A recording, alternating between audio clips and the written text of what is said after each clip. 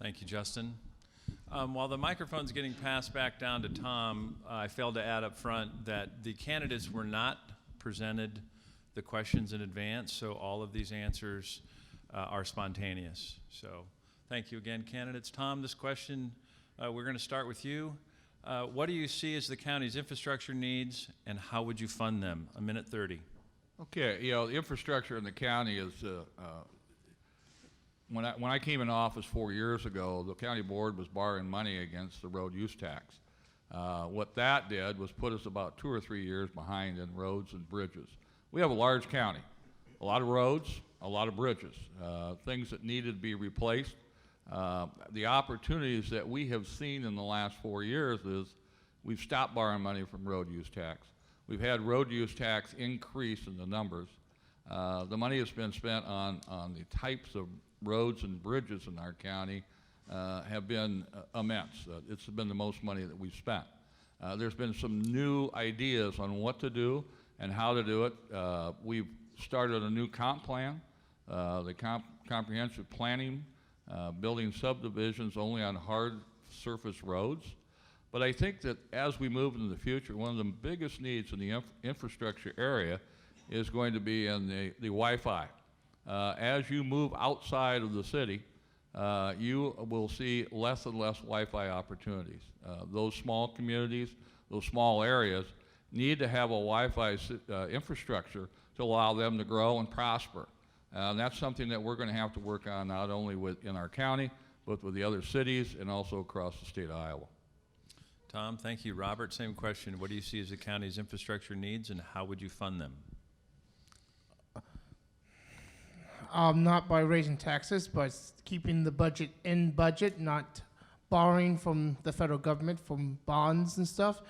And the future of why do we need roads in the future? Because any day we could have flying cars or be taking trips to the moon.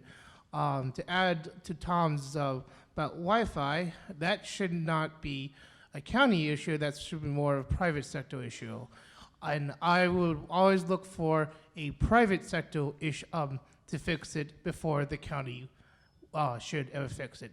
The only time a county should step in for the private sector if a private sector is abusing the customers.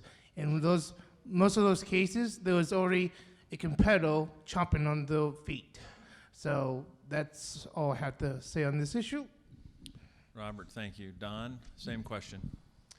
Well, as many of you know, we have 1,500 miles of roads in the county, of which a lot of them are gravel. We need to maintain those for the farmers to get their crop to and from, the fields, as well as, bridges. There's 324, and I think there's approximately 100 bridges yet that are structurally deficient. And we need to continue to look at those and put money towards those.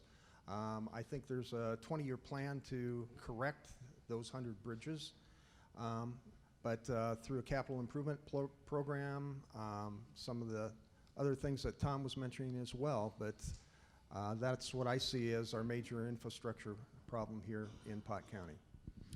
Thank you, Don. Marcia? Hi, I agree with everything that's been said up here to a certain degree, but I also do think that there is a great need for expansion in the Wi-Fi area because I see that as a wave of the future. If we don't have that ability to reach out to our individuals in the out areas of the county, because our county is quite large, then we're not going to be able to educate them on the available areas that they need to be educated in. They don't know what we offer here in a county board because they're not being told. And if they're being told, it's in a way long past the need. So we need to have the input of our citizens at every level and at every mile of our county, not just here in the city. We need to reach out and branch our available skills and abilities. And as far as infrastructure, I do believe that there are many bridges that are very worn and torn and need to be replaced. But I also at the same time think that you better, before you take out that bridge, tell the citizens of the area that you're doing it, because the last time, or one of the times, they did not. Marcia, thank you. Scott, same Well, question. And I'm going to start out. The funding part was, fortunately, we were able to, or the state was able to pass the gas tax, and that helped us immensely to start the critical need to fix our bridges and create some priorities. And as Tom alluded to, create some CIP program, a capital improvement program. Broadband is going to be very important for rural Potawatomi County and for rural Iowa in general. The advantage I see that we have for broadband, it will end up in our county right-of-ways. So we do have I guess a tool to use with partnering with people to do that, because technology is going to change the landscape of how agriculture is produced and how it is marketed and such. So I think for us, not only from the Council Bluffs perspective, but for the rest of Pot County, that does need to be a focus and work with both private and public partners to make that happen. From a road standpoint, in the sense that the bituminous roads, which are the different surfaces, whether it's blacktop or seal coated or concrete, we have worked with planning and zoning and done some additional opportunities for people to live in the rural Pot County and then create a larger tax base. Thank you. Thank you, Scott. Glenn? Well, as one of the two candidates up here who probably spends the most amount of time on the county roads, I feel uniquely positioned to answer this question, or at least start addressing it. It is certainly the theme of conversations that I have with people at their door as I introduce myself and introduce this candidacy. And it's questions about what is being done with the roads. And I don't think the question is, why aren't we doing the roads correctly? I think the question is, what are we doing with the roads? I'm gonna call out our county engineer who's sitting out here. He's gonna sink down into the chair, I'm sure, because I don't want people to come up to him and tell him about their road. But we have an excellent county engineer. I've done a tour of the roads with some of his road crew and been shown what we can do with bridges now, what we're doing with culverts, which we weren't able to do before we had John Rasmussen. So give John a round of applause. He deserves that.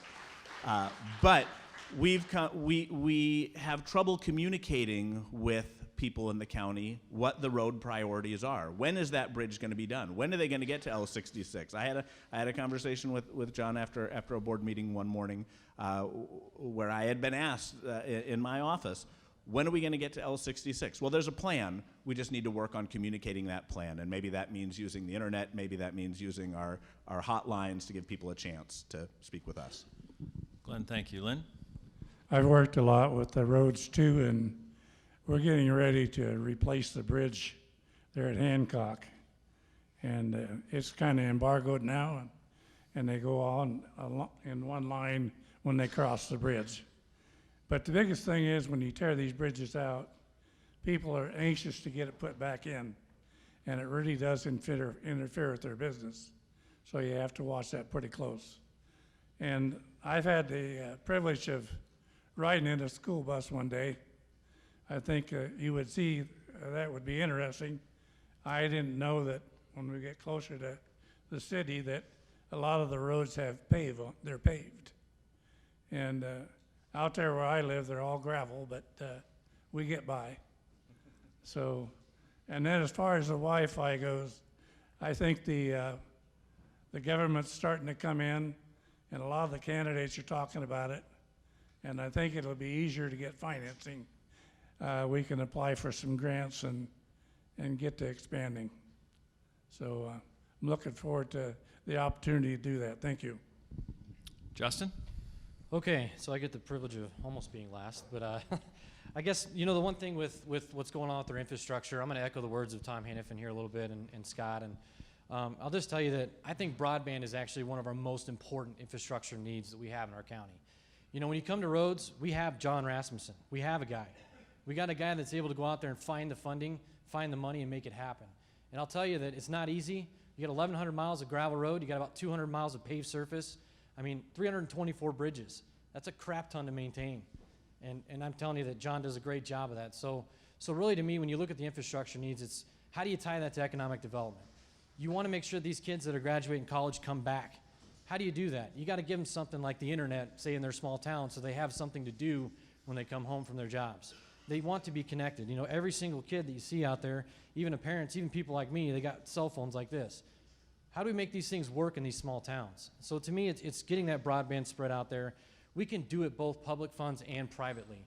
There's a way to do that. And I think that by partnering with our community partners like, say, Iowa West Foundation or City of Council Bluffs or, say, even Chamber of Commerce, that we are able to make these things happen. So I think we need to take more of a big picture look at this whole thing and say that, you know, to improve infrastructure, really, you got to look at it at a higher level than just simply roads and bridges and things like that. So thank you. Thank you, Justin. Francis, we'll stall a little bit while the microphone comes down. What do you see as the county's infrastructure needs, and how would you fund them? I really like being last. I'm just going to mention that.